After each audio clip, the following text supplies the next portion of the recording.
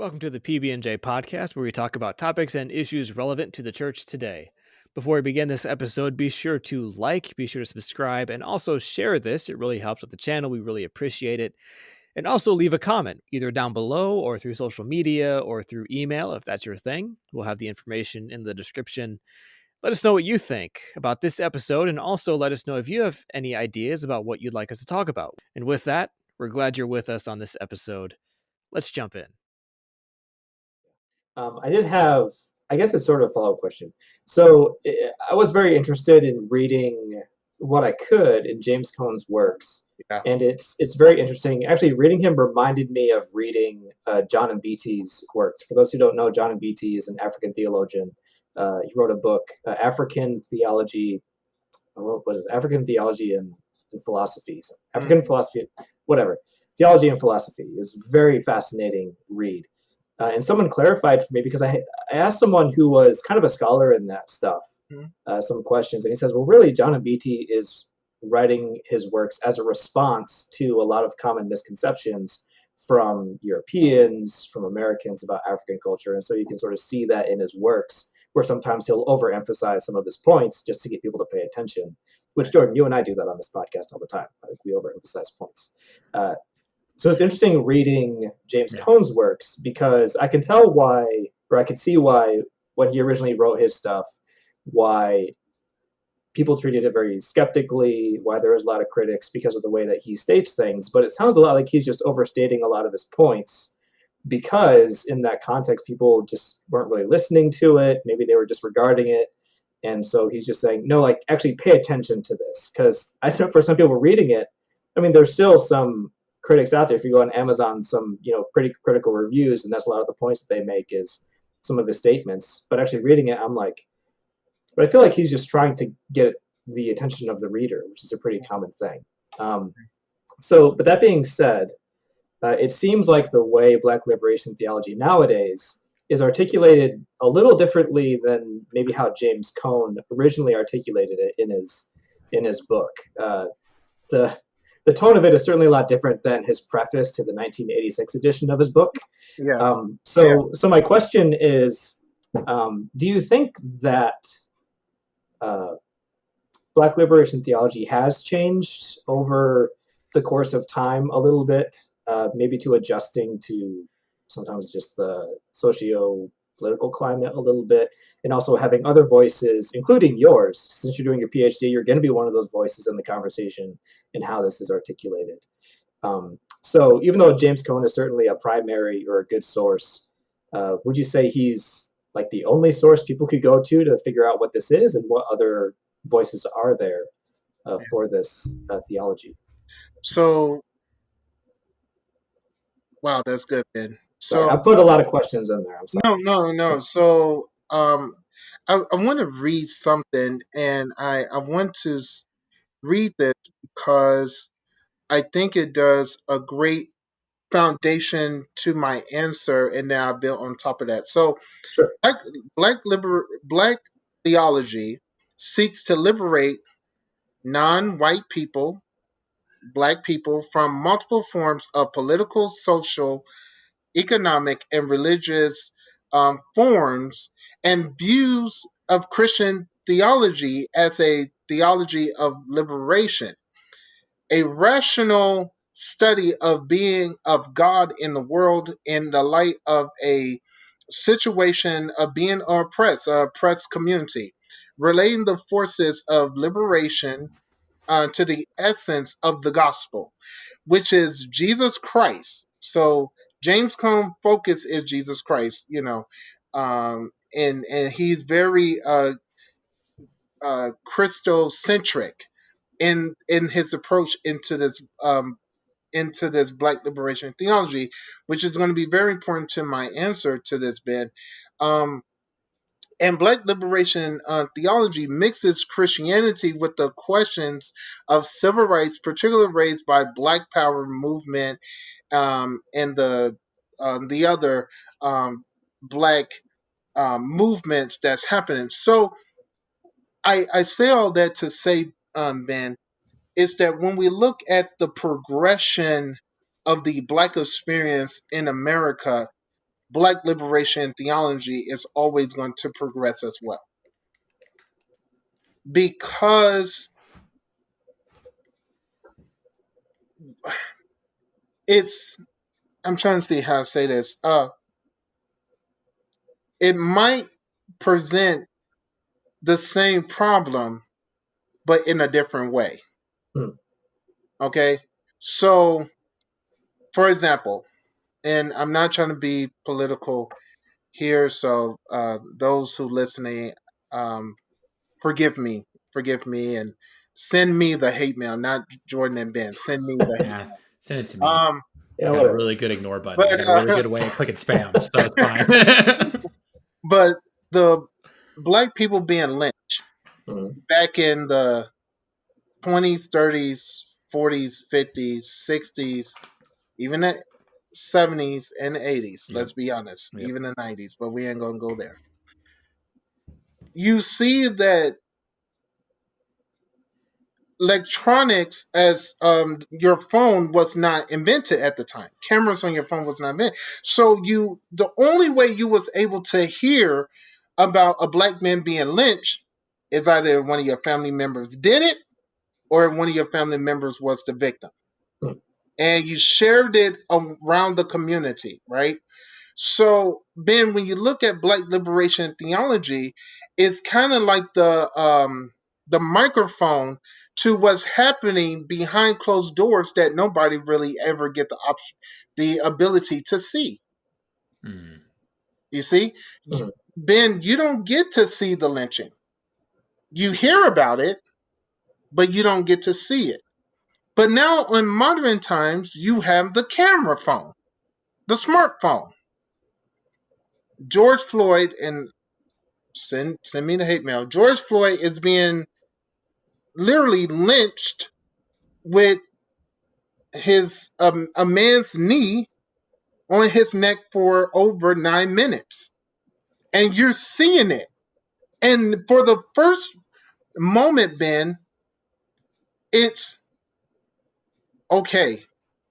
It's real to some people. Some people have a way to work it and like, oh, it was the drugs and things, what it is, but and in essence, you see this black man's life being drained.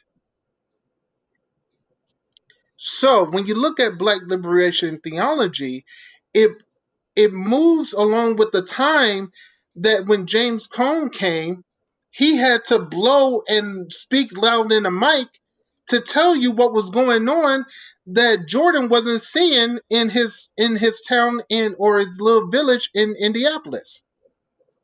He wasn't seeing it. But here James Cone saying, hey, it's a problem. We got a problem. Black people getting killed. And we're, we having this social, and the church is quiet. Come on, let's talk about Ravenswood. Amazing Grace, how sweet the sound that save a wrench like me. You singing that in the church, and then you get the whole scene where they literally get up and go lynch a black man, and then go back to church and pick up from where they left off in the song. Come on, and so you don't see that. You hear about it, but you don't see it. But now in modern time, you get to see it. So when I talk about the progression of Black liberation theology, it doesn't now. Black liberation theology does not have to be the exposure of the injustice, because now we have it on our phones. We have it on Facebook. We have it on YouTube. We have it on social media. Now, Black liberation theology now starts to present of how do we get to an answer. Mm.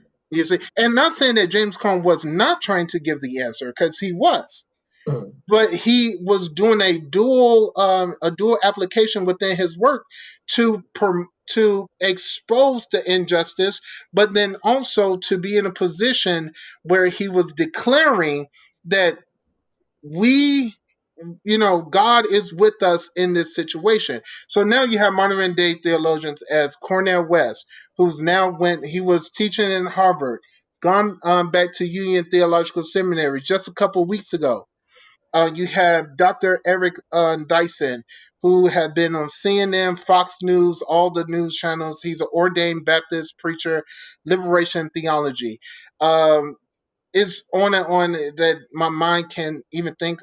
And like I said earlier, Jeremiah Wright, which is a name that gets a lot of people, uh, you know, of what he did, but he built his whole church around Black liberation theology um about giving Black people on the South Side of Chicago this experience of the love of being Black and being Christian. So you have modern times, but I really hope that answer your question, Ben. Yeah, That from the time of James Cone, it's the microphone to expose it.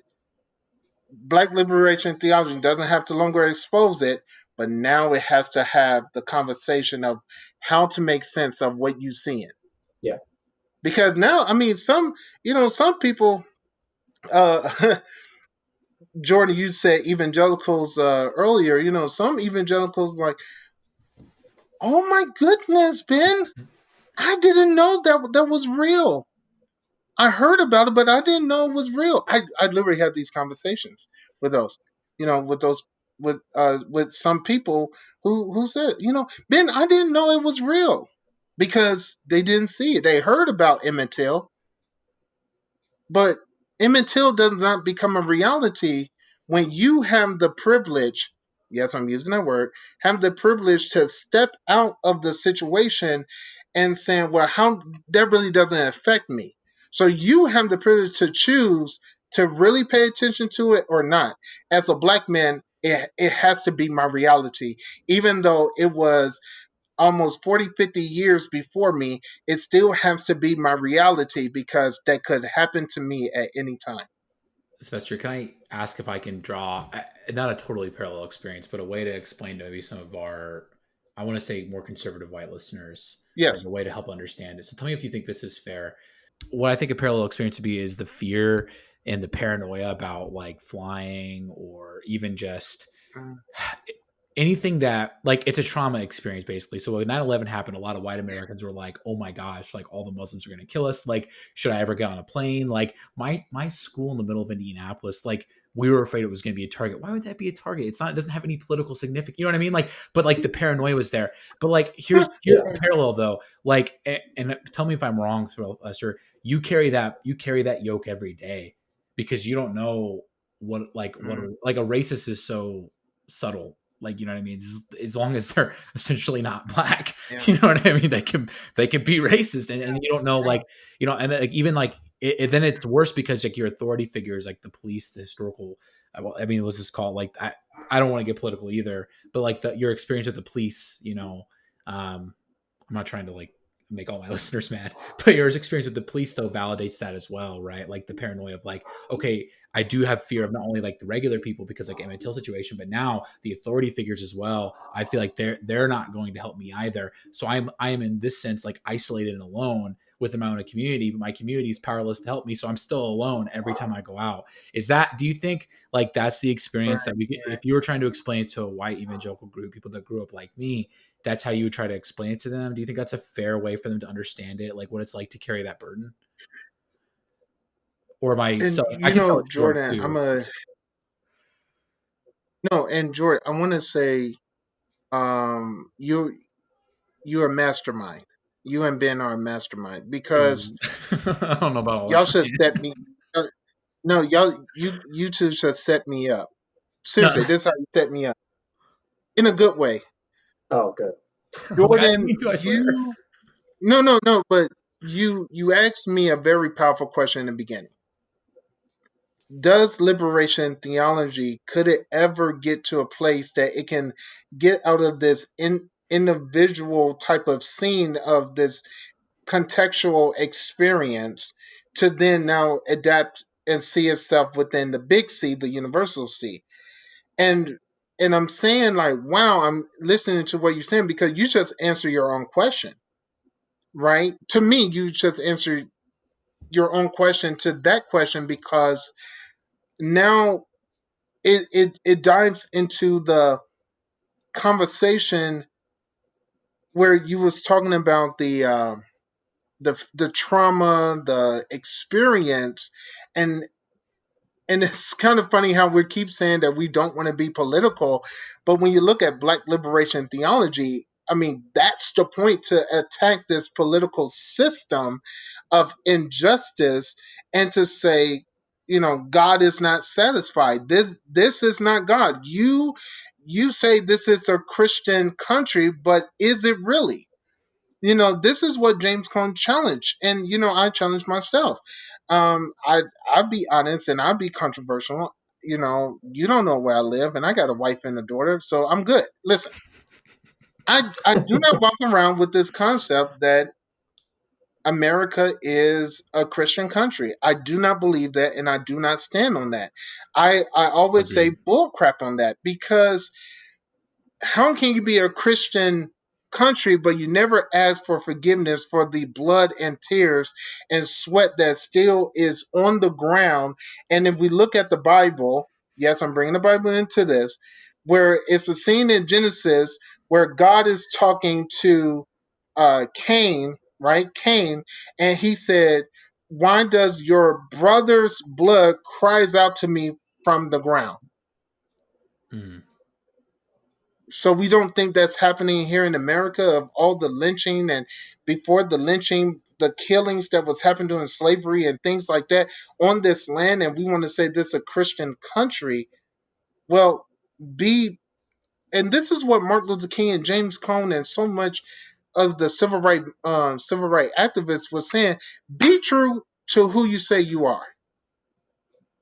I know I'm going around, so please cut me off. No, man, But I like it though. it Actually, that says, was really helpful. be true to who you are, and once you be true to who you are, then we can be the United States of America. We can be united. We can be the church, the universe. But be true who you say you are, and be honest of who you say you worship.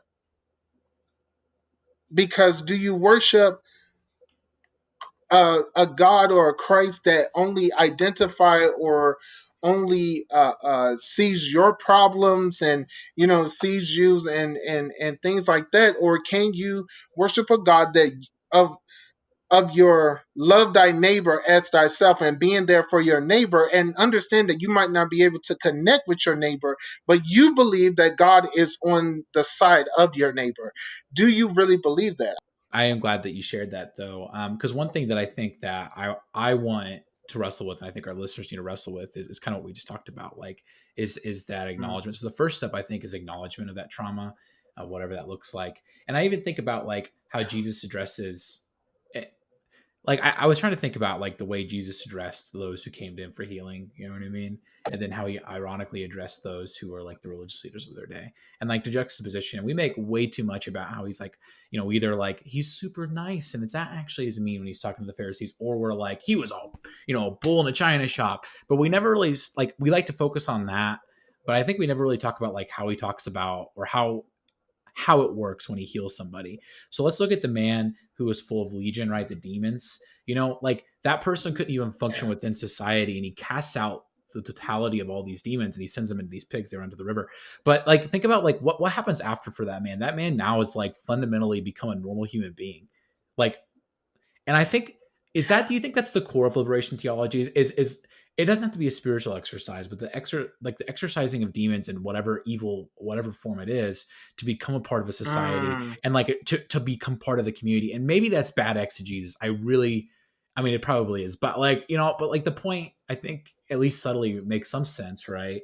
And I think it's probably why the Exodus narrative serves better as an example rather than maybe some of like Jesus ministry. But like even like the woman at the well, like like there's rebuking for like the sin, but there's also like the no, go back and like come be part of the kingdom with us, right? They're like it almost I've always felt, and yeah. it's not explicit in language, and so that's why I'm saying it's possible bad exegesis. So Ben, this is actually your space. I feel like you're really good with the exegesis, so like correct me because I really don't want to throw nonsense in there. but the idea that it's invitational language to participate in this new body and move forward, or at least maybe that's how I read it because I have an understanding of Paul. I have the benefit of knowing who Paul is. They didn't, but my point remains that like he brings them into like society and culture and like opens for them like the possibility to be different, be the same. Like the leper is healed, right? The paralyzed man can move, dead can walk. Like no longer are they like excluded, like these like ailments of whatever form these demons that they carry are exorcised from them. And I wonder maybe when we talk about justice and we talk about like a Christian perspective, if that is just, because I mean, think about the man who had those full demons. Like, well, I mean, no matter how those demons came to be, like he couldn't earn like an actual living wage. He lived in the outskirts of town. He's like a beggar. You know what I mean? He's like a nut. He was like the town crazy guy. It was almost like, wow, this is convicting and frustrating. I just kind of hit myself in the forehead, like how we treat homeless people. Wow, that was really rough. I just like have some repentance that I need to do and some lifestyle changes now on the podcast real time. But like, you get what I'm saying though, but like apply that to like the African-American community or the Latino community, or like, let's even put the shoe on the other foot. Let's say like a minority community in like India. I think there is a minority community in India. I can't remember who it is. It's not the Kurds, is it? No, that's in the Middle East, but it's not India. But I thought anyway, but a minority community anywhere, right? And like the pain that they feel, if you have a true Christian ethic to some extent, like not only do you like love those as yourself, but beyond that, like you go to those people who are hurting and you try to bring them back into the fold, and they, maybe you can't fix everything. I think that's a fair acknowledgement because we live in a temporal broken world that's used as an excuse too often, but I'm just trying to give a caveat that you don't have to like, it's not a zero sum game, right? It's not all or nothing here. You know what I mean? Like you keep pushing and, keep going, Right. like you can get there. Now I'm ranting, but my point is like, I really like what you said, Sylvester, because I think it Yeah. does have some biblical roots and it's interesting. And I like how you said that Cone like started it. I thought that explanation was really good. Like he had to not only do the dual purpose of bringing awareness, but providing an answer, but to bring awareness in his culture and time is difficult. But now, and I think this is good, at least our generation, us three, our generation is beginning to have that conversation in the most real way. It's a flawed way, I'm sure. Um, Yeah. but it's starting. And I think that is positive and that it's a step, and incrementalism is frustrating, but it's also good. You know what I mean? Like we're getting somewhere, we're moving. It takes a long time for the public discourse to happen. Does that make any sense? Or am I just throwing out nonsense? Yeah, and I wanted to and I'm gonna read something from his book, The Crossing the Lynching Tree, and written by James Cone. I want to say this was the last book he wrote before he died. I might be wrong in that, but I want to read this, and I want you guys to give me your thoughts about this, and do you think this can somewhat push where we're trying to go? He says, until we can see the cross and the lynching tree together, the lynching tree where black people were lynched together. So, I mean, this is very, very profound here. I'm sorry, I'm giving the commentary, and I read this book like 2 times, and I'm still amazed that he says that. But until we can see the cross and the lynching tree together, until we can identify Christ with a re crucified black body hanging from a lynching tree, there can be no genuine understanding of Christian identity in America, and no deliverance from the brutality legacy of slavery and white supremacy. So I want to read that because I want to see what do you guys hear when you hear that? I don't know. So, man, so okay, that actually touches on something that Jordan really made me think about. I'd be curious to hear your thoughts on this, Sylvester. So, when Jordan was mentioning the biblical narratives and how that shapes our understanding, and then he mentioned the Exodus, certainly being like one of the key points of reference for liberation theology in general, it made me think about this. So, the Exodus was not just Israelites. It wasn't just the people who were in slavery who went. Like we see through the scriptures, it was a mixed multitude. There were Egyptians also who were part of that group that came out of Egypt. Egyptians who didn't suffer the same type of oppression that the Israelites did. But they joined They the weren't, group. yeah, but they joined the group, Oh, and over time they just become a part of that story. Where like later on, like there's no differentiation between that. And then you have people like Rahab, who was a prostitute in Jericho. She becomes a part of the story. And then you have Ruth, who was Moabite. She becomes a part of that story. And I'm curious. Um, I'll admit, part of me is, and this goes back to Jordan, what you said last time, which is we just politicize race way too much nowadays. Like we just need to knock that off, it shouldn't have because I been a think political part issue, of, but neither here nor there. You know. yeah, it's fine. But I wonder, because I get frustrated sometimes in some of these conversations, because so where I grew up uh, for a good portion of my life was on like the black side of town, by where I lived. And so like I had, a lot of friends who would experience racism, you'd hear their stories. Like I would get upset because of it, because like I had lived right next to them. But it was frustrating because I felt like I wasn't allowed to feel that anger because I wasn't black. It was because I was white. And I wonder if sometimes that can shape how this conversation plays out, where like what you said about like Emmett Till, where you're like, as a black man, like that is my story. I can't escape that, but some white people can. And certainly, I believe that's true.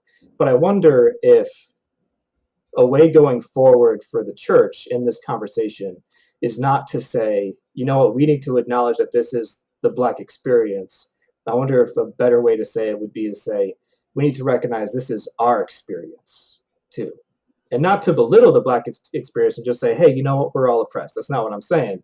I mean to say, no, like we resonate with this because this is a part of our story. Even though we weren't the ones that maybe directly experienced it, we are a part of that story too. And so we can't allow ourselves to escape these situations. Like Emmett Till, for example, we need to say, no, you know what, that's a part of our story. We can't escape that. Like we have to be able to resonate with that.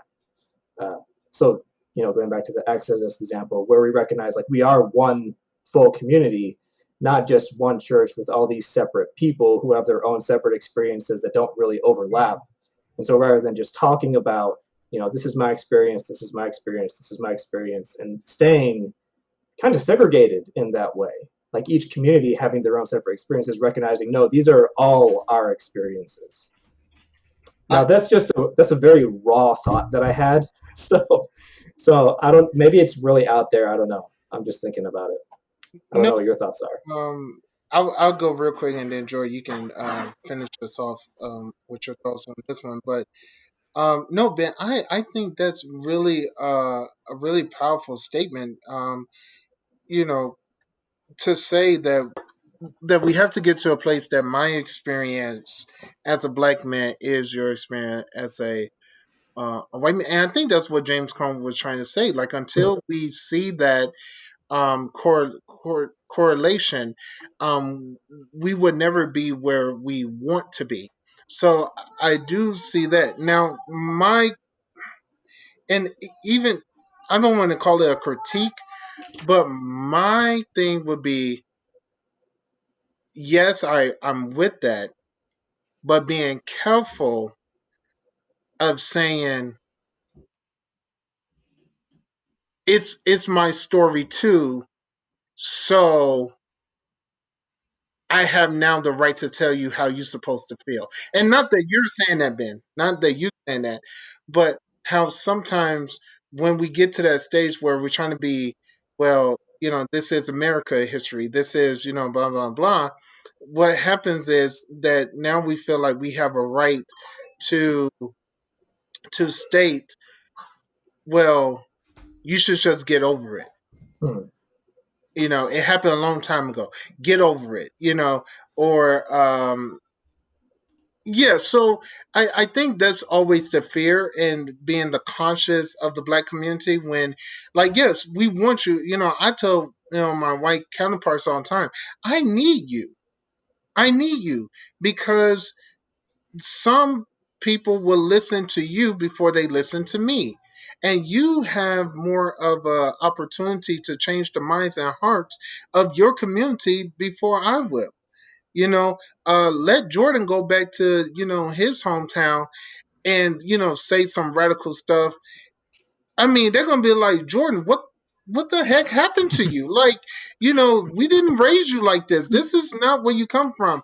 But it usually take that one person who have been exposed to a different way of thinking, way of life, to then go back home and just start to challenge of some practices and some things that you might have seen as tradition and a culture of the community, culture of the of the community, of the state, of the city, and it really takes that one person to now challenge that and produce a betterment of the people. And this is not none that I'm saying, like, I always tell my wife, I say, she is one of the strongest people I know, is because which she did some radical, she's Haitian, and if it's a long history that me and my wife, we're still trying to figure out ourselves, of this, like, this negative history that exists between Haitians and African Americans. Hmm. Like, apparently, like, me and her were supposed to despise each other, right? And seriously, and so it's crazy. Like, some of her family members was, not telling her, but like, she knew some of her family members doesn't like African Americans, and there was some of my family members that did not like Haitians, right? And I'm saying all that to say is, like, it took normally to, I like to say she grew up in a Haitian bubble. She grew up in South Florida, and you know, I think I said this last time. Like, her dad is like, we call him the Haitian bishop, Yeah. of South Florida. Like, he knows everybody, whatever. And so, it was everything Haitian. You spoke Creole. You went to a Haitian church. You went probably to a grocery store that was Haitian, whatever. Now here, my African American butt come in, sweeping her off her feet, and and sweeping her off her feet. And now I'm challenging some of the things that she hold onto so tightly, and use the Bible again, with it. Okay, like, oh, you can exit this out, but I want to get y'all another homework. Like, y'all have to talk about um marriage. Mm. Do you have to be married in the church in order for it to be considered proper in the eyes of Christianity? Because Normany's family was very, like, Haitians are very against getting married in the courthouse. Like, you Wow. don't do if you do courthouse, that's like, It's like, they invalid. wouldn't recognize, like, pretty much you didn't get married. So I don't know. I just want to hear y'all opinion about that. But anyway, so the Haitian bubble, and things like that. And here I come with my crazy self, and I'm like, no, that's not true. Or I see it different. So, a long answer to a short question, but I hope that answer it. Thank you for joining us for this episode of the PB&J podcast. If you like this episode, be sure to leave a like, also leave a comment, subscribe, and share. That'll really help us out. And let us know what your thoughts are on this subject. And also, if you have any ideas of topics you'd like us to talk about. If you want to reach out to us, you can on all of our social medias, as well as email. You can email us at official.pbjpodcast@gmail.com. And we will see you next time.